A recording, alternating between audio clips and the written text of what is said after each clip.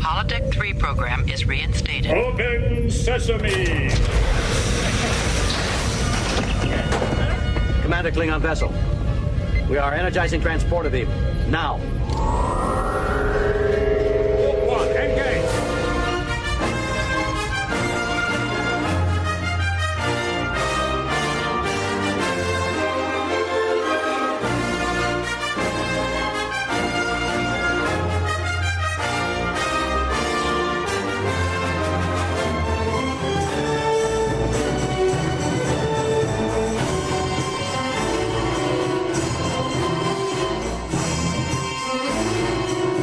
Hello, everybody. Welcome to Star Trek from the Holodeck. I am Michael Flores, your host, and I'm on the Enterprise bridge with David Saval. Hello.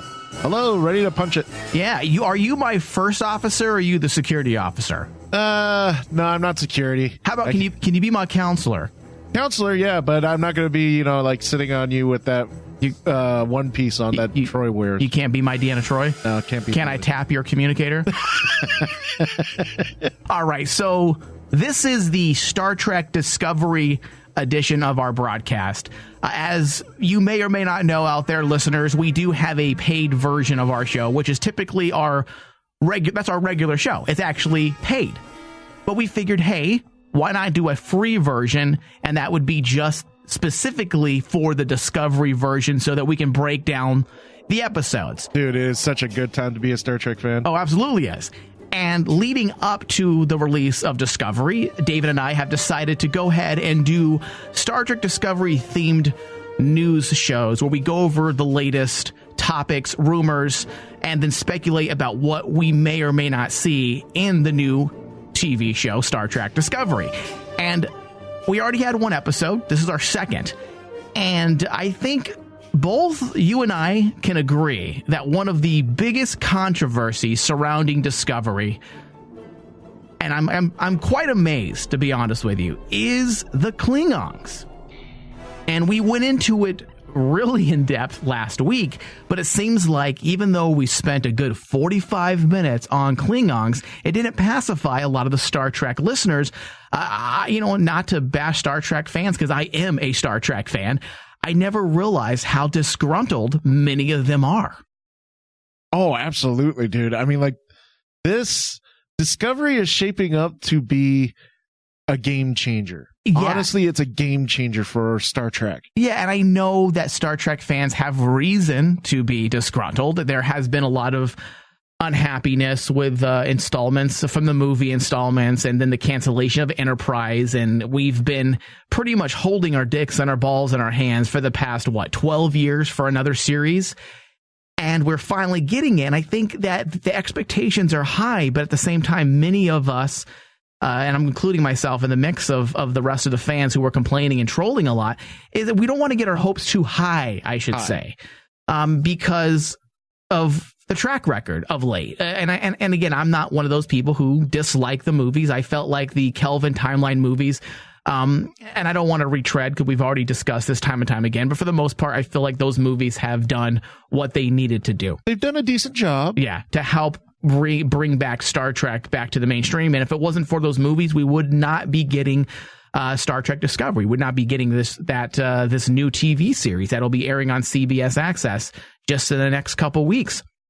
So because the Klingon controversy is so massive, we need to talk about something briefly. And I know we talked about it a lot last episode, but I feel like we need to get into it once more. There was a couple elements that we actually forgot about that someone reminded me of. And I'm a little ashamed of myself for being a Star Trek fan. Very ashamed of myself. But apparently there has been other changes as well to the Klingon mythology behind their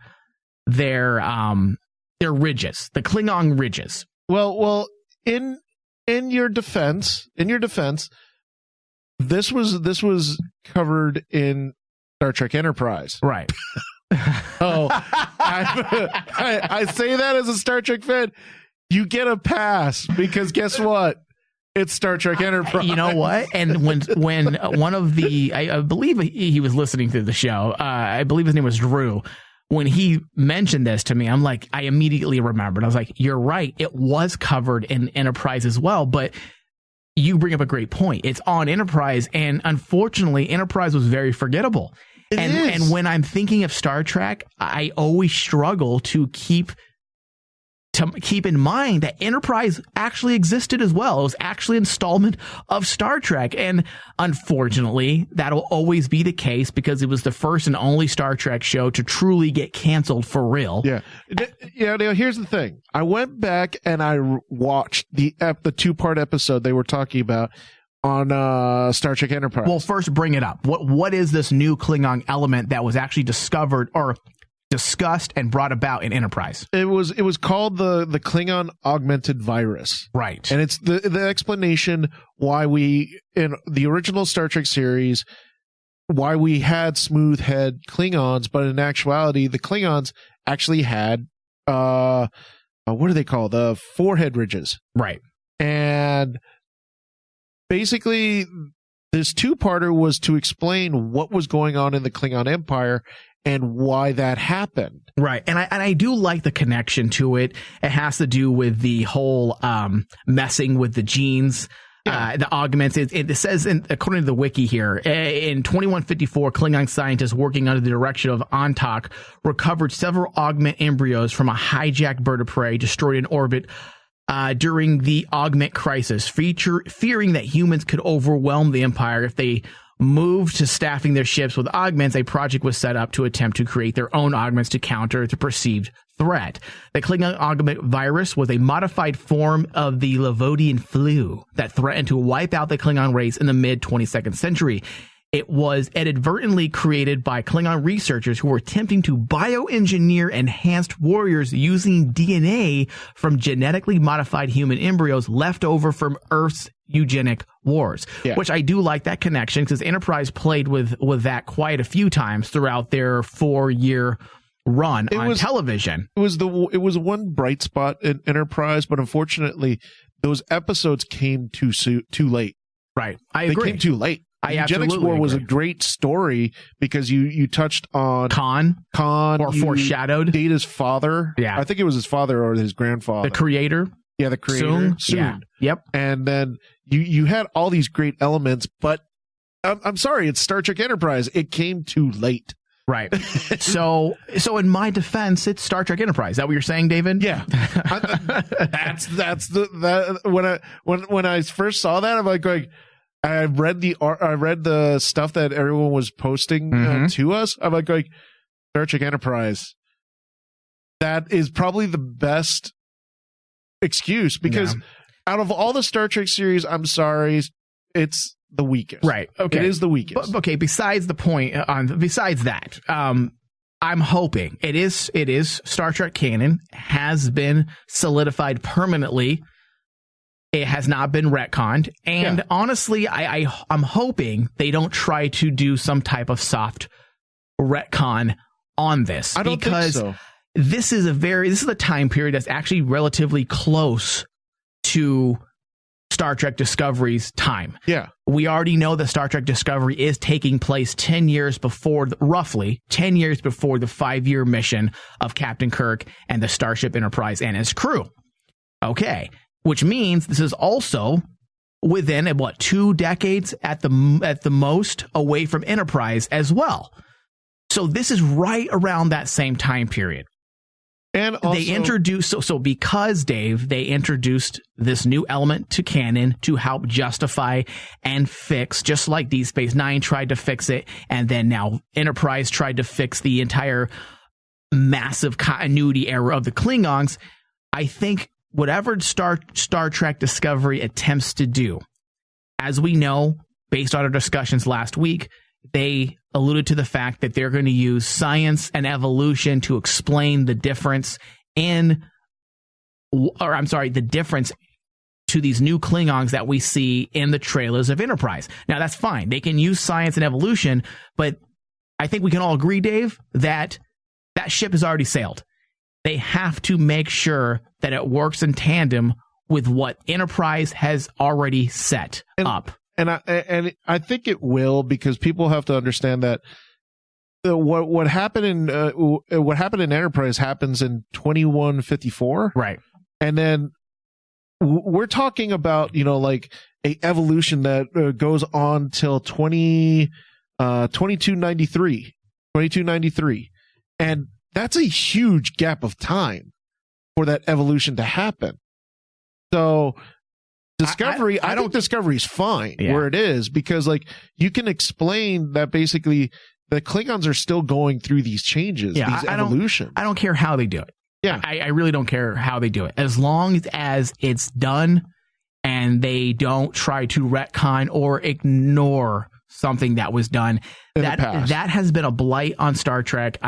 I'm going to sound like a troll for a moment here, but this forgetting, as we discussed on our paid shows, star dates have just been thrown out the window. There's no continuity to it. There's a lot of things that, because Star Trek has been going on for so long and there's been different leadership throughout the last, 50 years, that there's going to be these continuity issues. But moving forward, there's no reason why we can't make our new series make sense to what was laid out. Let's try to fix it, but also let's not throw out the kitchen sink anymore. Let's take what has been established as Star Trek continuity, and let's keep the fans happy and the critics at bay, and do just to the new era of Star Trek, but also stay true to what was started. And that doesn't just mean the vibe and the essence of Star Trek, as we got into last week with the Shakespearean aspects and the philosophical themes of Star Trek. That's besides that. Besides that, we need to make sure we stay consistent. Yeah. In this era of Star Trek, the audiences are a lot more savvy. We're a lot more trolly because we expect a lot more from television. You have to remember, Dave, television has changed drastically since, 2005, 2004, when Enterprise ended? Yeah. Okay. We are in the golden age, arguably, or should I say debatably, we're in the golden age of television. Television has changed drastically. And the audience's appetite has also changed. And what has worked in the past will not work currently with audiences. So I'm hoping that they don't try to insult the audience and pretend certain things don't exist, because they're going to exist. And I know there was a comment by Jason Isaacs, and it frightened a lot of Star Trek fans. Yeah, I was kind of cracking up that basically the amount of trolls that came out when Jason Isaac made this statement to the press. And William Shatner's one of them. And William Shatner was one of them. Unfortunately, William Shatner had to lead the charge. Okay, so Jason Isaacs was quoted as to saying he doesn't care what the hardcore Star Trek fans are saying about Star Trek Discovery. And it set off just an avalanche of hate towards him and the producers of Star Trek. And to be fair to Jason Isaacs, his comments were kind of taken off. They were kind of, what's the word I'm looking for, David? They were kind of out of context. Yeah, they were taken out of context. It was misconstrued a bit. Jason Isaacs is an actor who's very low key. He speaks. He doesn't say a lot of words in terms of. He's not William Shatner. There isn't a lot of poetry to his words. There isn't a lot of words in his statements. He says what needs to be said, and then he moves on. And all he was doing in this interview was answering questions. And when he was asked whether or not, they're going to respect the Star Trek legacy, he said that he doesn't care if this show pisses off the Star Trek hardcore fans. In fact, he wants it to, he said, because that means they will sit at home and they'll talk about it, and it'll create a dialogue and discussion about Star Trek Discovery. Yeah. So the way he said what he meant, and he did clarify his statement. What he meant was he wanted fans to discuss this. He wanted the show to create dialogue, and that was the purpose of his comment. It wasn't to say, fuck you, Star Trek fans. That wasn't the point. And William Shatner actually retweeted or tweeted to Jason Isaacs Do you want me to read his first quote? Read William Shatner's tweet. Oh, okay, William Shatner's tweet. Okay, William Shatner's tweet right back to him. Well, Jason Isaac, it's basically a caption of Jason Isaac's interview with the Daily News, and where Isaac says, I don't mean to sound irreverent when I say I don't care about the diehard Star Trek fans. He also told us at the event in Los Angeles, I only don't care about them in the sense that I know that they're going to watch anyway. I look forward to having the fun, having the fun of them being outraged so they could sit up at night and talk about it with each other. Now, hold on a second, Dave. They're really, and this is a shame this is a major step back for bloggers around the world. And this is why this is why there's zero validity half the time to what they say. And unfortunately, it's taken as a grain of salt when blogs post things. Because if you look at the quote, they're actually quoting throwaway, and then they're paraphrasing the legacy of William Shatner and Patrick Stewart, which is not. Yeah, he didn't even say that in the very end. He didn't even say it. He didn't even say that. Jason Isaacs didn't even say anything about throwing out the legacy. He was alluding to the fact throwing out what you know of Star Trek and accepting Discovery for being something new that's expanding on the world of Star Trek. They completely changed what he said and added in this article, throwing away. That's the end of the quote. And then they add the legacy of William Shatner and Patrick Stewart. And that's not what was said. William Shatner then tweets Jason Isaacs and says, at Jason's folly, and just does an emoji. That's all he does. That's all it does. Of a little face that smiles. And then Jason Isaacs replies and says, fun facts, yours or our unfillable boots. I'm going barefoot. So he's fixing what he said to clarify. Like, I never said I was going to try to fill anybody's boots. I mean, you can't expect to go in there and say, hey, I'm going to be better than William Shatner and Patrick Stewart. Jason Isaacs might very well be, but he's not going to say that. He's not going to say that. And then he says, never mention legacies. And then it said, sad I didn't care about attracting the diehard, or said I didn't care about attracting the diehard fans. And what he's trying to say, and I've said something as well that alluded to this very meaning. Star Trek, in order to survive, cannot attract just the diehard fans. Yes. They have to appeal to the mainstream. The diehard fans will come there no matter what. And I honestly believe that if people accepted Deep Space Nine and Voyager, which many of us did, that I think Star Trek Discovery will also eventually be accepted despite much of the negativity surrounding Discovery.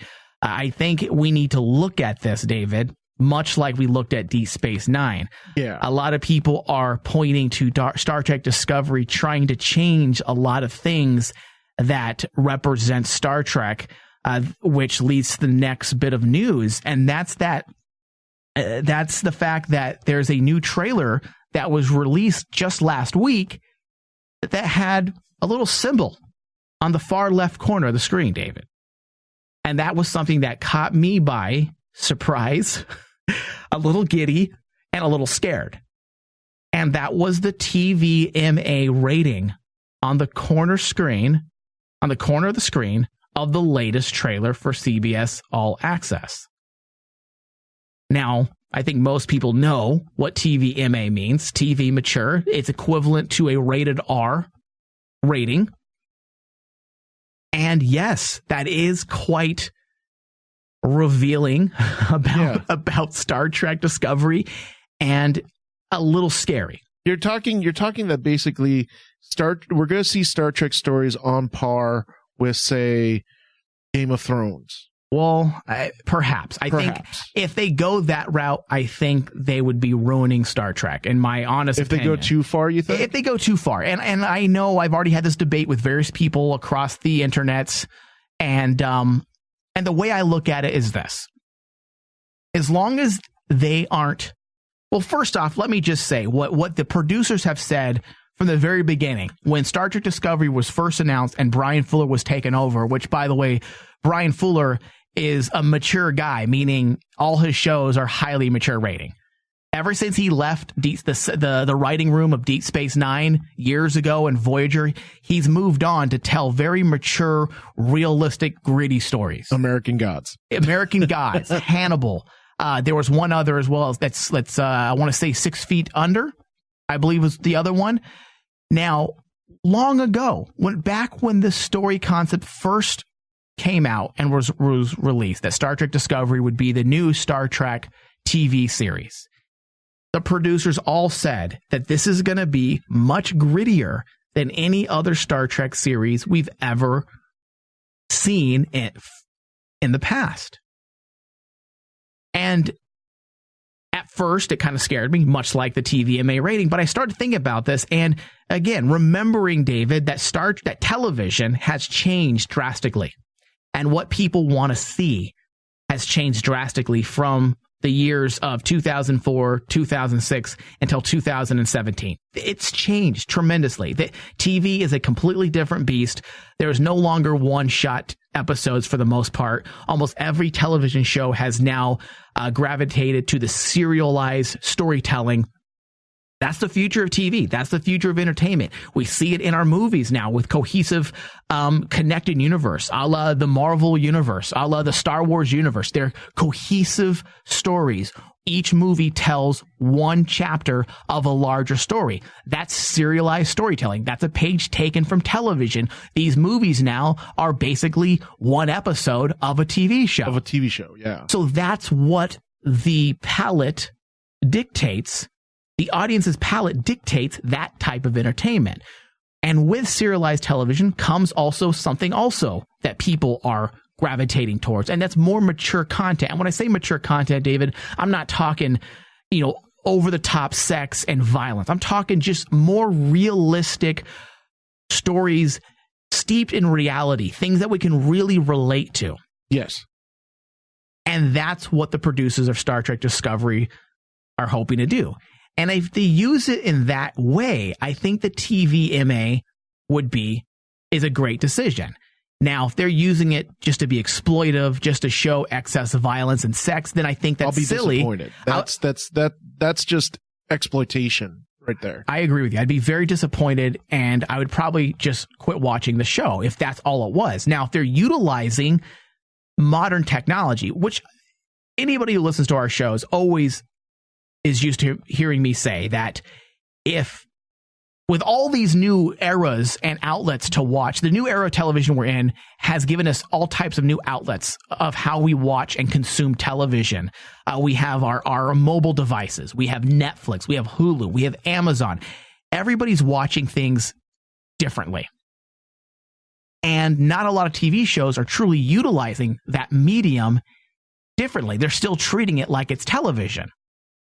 And this is an example of Star Trek Discovery and Brian Fuller, who started this idea, using technology and not just using it because, hey, guys, it's just TV. No, he's using the technology and the medium they're on as a way to tell a specific story that they want to tell.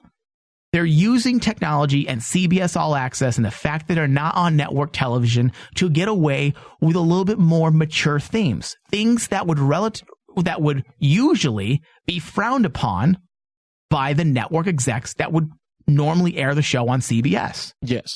So because they're having that TV mature rating, I'm hoping, and I'm pretty positive this is what they're doing, they're simply using it as an additional tool to help tell a real story. Yeah, more real feeling, grittier story that we've never seen before. And to give us a more updated version of Star Trek. They can't hope to tell the G-rated feeling. I'm sorry, but they can't hope to tell us the G-rated version of Star Trek in 2017 and hope that it's going to work. The funny part is the one way I could see this going is the same way Battlestar Galactica went. They were TVMA. And they weren't exploitive.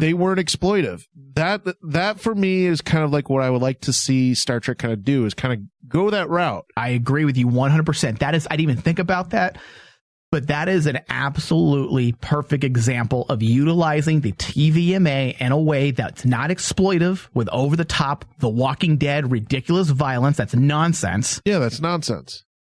And tell us a story that's just more steeped in reality and gives us a better sense of the world that we're in. That's a great example.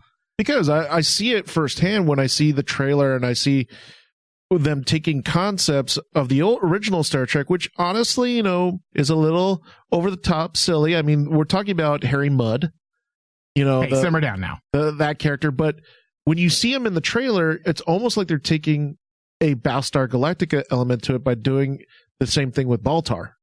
Right. You know? So that's why when I see that, I'm like going, I hope that the TVMA, just like what you said, is like something that basically just takes Star Trek in another direction and basically kind of lets us tell a different type of story that we're used to, but still maintains that Star Trek element.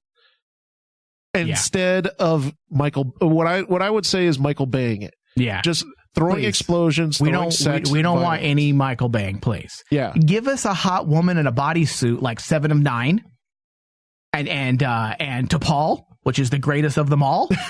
You like that little rhyme there? I wrote that just for her. Just for her. All right. So according to this article from fansided.com, which is a quote from TV Guide, what's important, according to the producer, to the creative team is the legacy of the show, which is passed down from mother to daughter, from father to son, from brother to brother. We want to make sure we're not creating a show that fans can't share with their families. You have to honor what the franchise is. I would say we're not going much beyond hard PG-13. So that statement there shows me they're very much in tune with the audience, with the core audience of Star Trek. Yeah. Because that was a problem that I immediately had. My mother is a huge Star Trek fan, loves Star Trek, but she will not watch rated R movies. That's just something she's never done. She doesn't watch rated R movies. She's fairly religious, so she won't watch them. And if this is anything like a rated R movie, she's going to be greatly disappointed. And you got to remember, the Star Trek fans, for the most part, are an aging demo. I'm 36. You're what? How old are you, Dave? 39. You're 39. We're older. Most of the Star Trek fans are older. And you and I don't care about ratings necessarily, like in terms of rated R. But the aging demos do. They're from a different time. And if you're hoping to appease them in some way, giving them Star Trek, and listen, I'm not against appeasing fans, even though it sounds like I am sometimes. I feel like if you need to have your core fans, for the most part, you need to keep them happy and you need to have them involved. Otherwise, you're not going to have a successful show. If you don't have the backing of the fandom, then you have no show. Yeah. So as long as they keep in mind the bulk, the core of the fan in that way, and there's a balance between wanting to tell stories and telling something unique and not listening to every troll, but also respecting them at the same time, I feel like it's going to be a success. So that actually calmed me. Yeah. When I was a little fearful, as I was saying, when I first saw that TV mature rating. But once I read the quote, it made me feel a bit better because I realized that it's exactly what I thought. It's there. They want to have that freedom to go there if they need to. Exactly.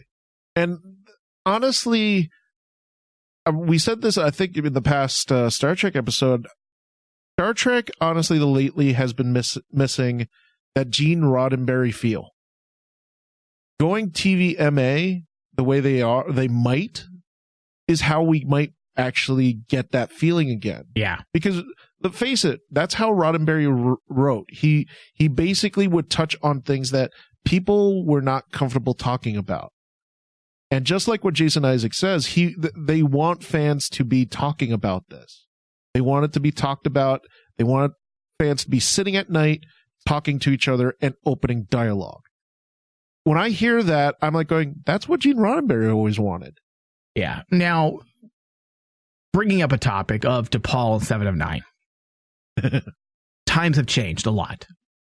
Meaning, for some reason, and I'm going to get a little social political here for a moment, people have misconstrued femininity and feminism as no to sexuality, which is not what feminism is about. true feminism is not ashamed of sexuality. And unfortunately, in this day and age, in relation to television, you see that they're shying away from risque clothing of women. And this may be the Star Trek uber nerd in me that wants to see T'Pol. But the bodysuits has become something that's a bit of a no-brainer, right? In Star Trek, it's kind of fitting, right? I mean, even from the days of look at the 60s. The 60s, when Star Trek first came out, was the movement of sex and love and equality, and I can have sex with this person and this person. Who cares? The women wore short skirts. They showed legs. The dudes were wearing form-fitting shirts. I'm hoping, because we're in this new era, and a lot of people, non-conservatives actually, surprisingly, it's the liberals who are now pointing to things, saying, she shouldn't be wearing that. You're exploiting her feminine looks. Please cover her up. It's disgraceful and derogatory, and you're treating her like a piece of meat. Are we going to see that in Star Trek Discovery? Are we going to see the new social landscape take form on Star Trek Discovery? Or are we going to have those risque characters, those women that were seductive, that became synonymous with many of our Star Trek characters? Yeah. And remember Riker and his wandering eyes? Yeah, his wandering eyes that would just go everywhere. He undressed women constantly with those eyes. Dude, it was the funniest scene. Like, so a random girl would walk by, and you'd just see Riker's head turn constantly. I mean, to be fair, that was a little creepy, Riker. A little creepy.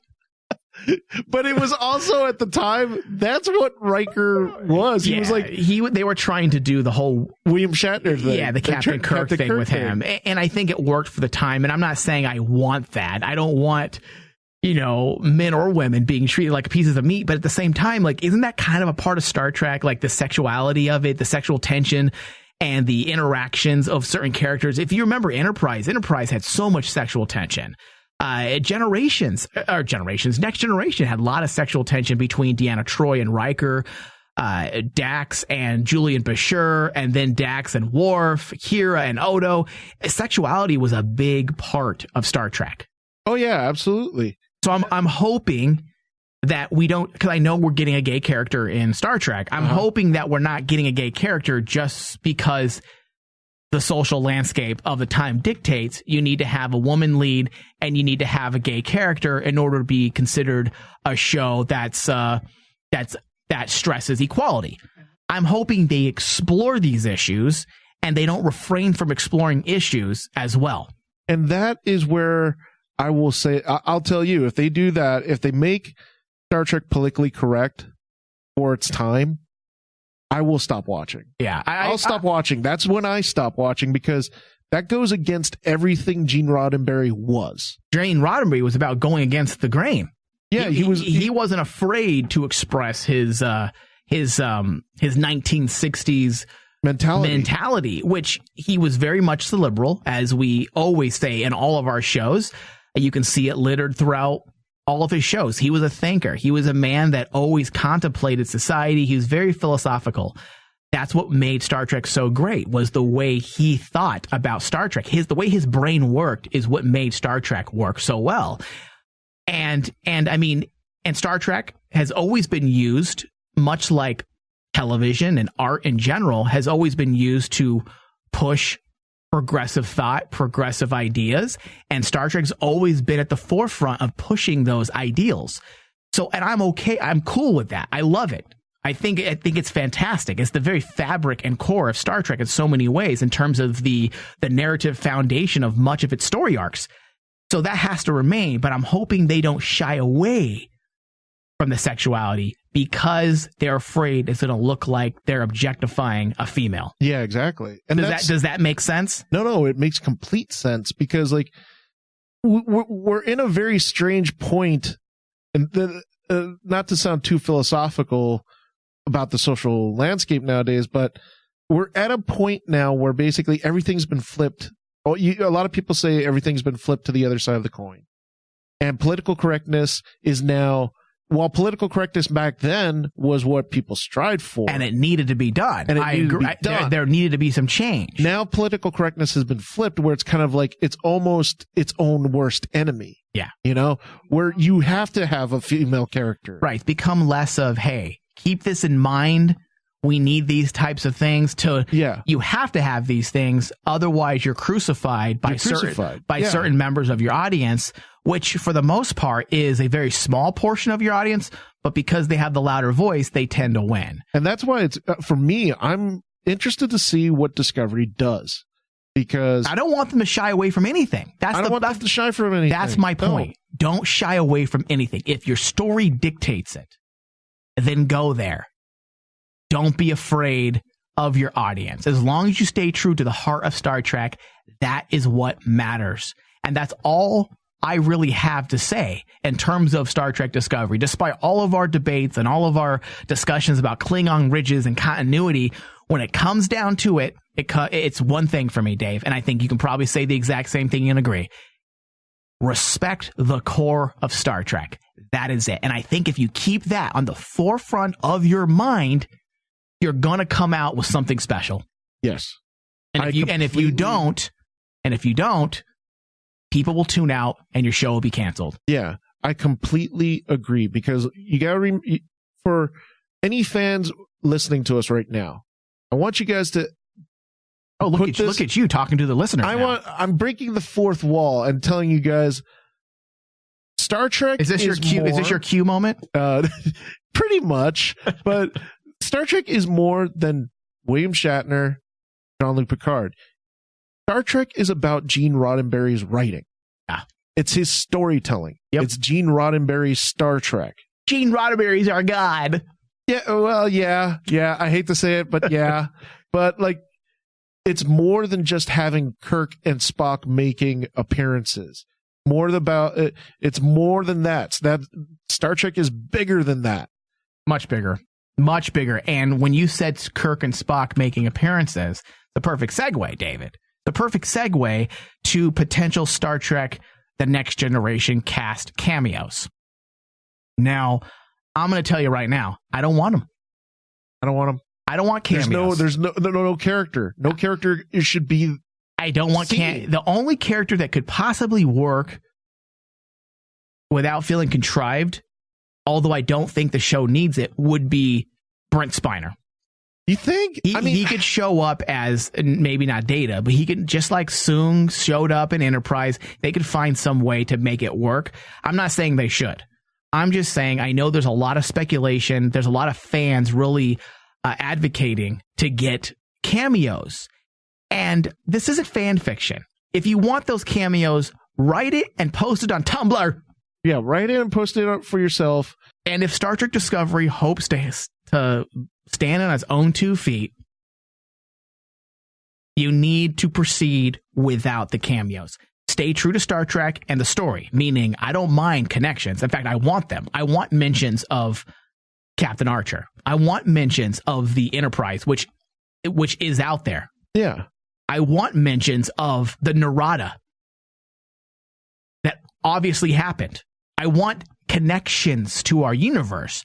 But our stories and our characters need to rely on each other. And I think if you rely on cameos, I think it's quite frankly, it's just silly. And if you're dealing with a serialized storyline, like the producers keep saying, Alex Kurtzman and Brian Fuller, before he left the show, they both said this show will be more serialized than any other Star Trek TV show, even more so than Deep Space Nine in its last 3 or 4 years on the air. With serialized storyline, it doesn't really open up a lot of possibilities for those cameos to work in a way that it would work and it wouldn't feel contrived. I say, let this show ride. If it's good, it's good. Yeah. I feel like some of the biggest, I know I'm gonna get crucified right now, but honestly, some of the worst episodes in all of our Star Trek shows is when they forced a cameo down our throat.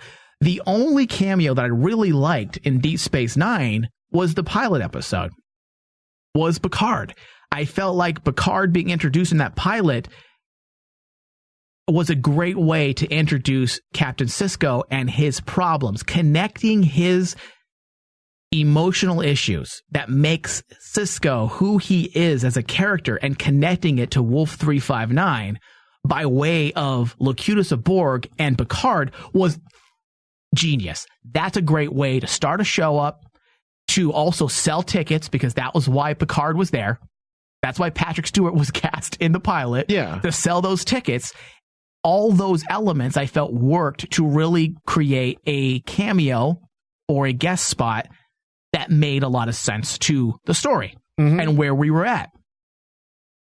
But you look at the cameo for Next Generation and their pilot, even though Encounter at Farpoint is one of my favorite episodes of all time, I feel like Dr. McCoy showing up was really for no reason. Yeah, it was for no reason.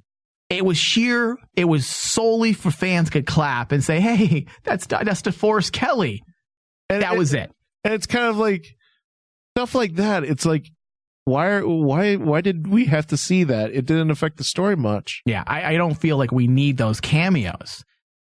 Can you think of any other cameo that would make sense in Star Trek Discovery? I mean, I guess we could see Worf's lineage. No, not even Worf. Do you think that would be pushing Worf it? Would be too young. No. Do you remember Worf's, I want to say grandfather, is the one who was Captain Kurt's attorney?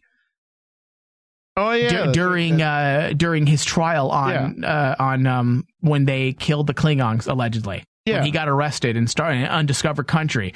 So Worf's family is there. Yeah, Worf's family's there, but I'm like going. They can make the House of Moog. Is it the House of Moog? Is that the House of Moog? But here's the thing. I'm going to look that up because I don't want to be crucified. If Worf's family shows up, to me it just feels like, okay, then you're just saying that basically Worf's family is the only family we'll ever see in Klingons. Right. Which just is contrived. If it works for the story, fine. You know, like, say, for example, like in Discovery, everyone's making a big deal about Sarek. Yes, I was right. Worf is the House of Moog. How can I forget this? Man, it's been years. I got to go back to my Star Trek archives. But, like, you know, like, everyone's making a big deal about Sarek showing up. Yeah. And being a major part of the story. And I'm okay with that. That makes sense for the most part. So far, how it's being sold to us, it makes sense. It feels a little slightly contrived with his connection with with our lead.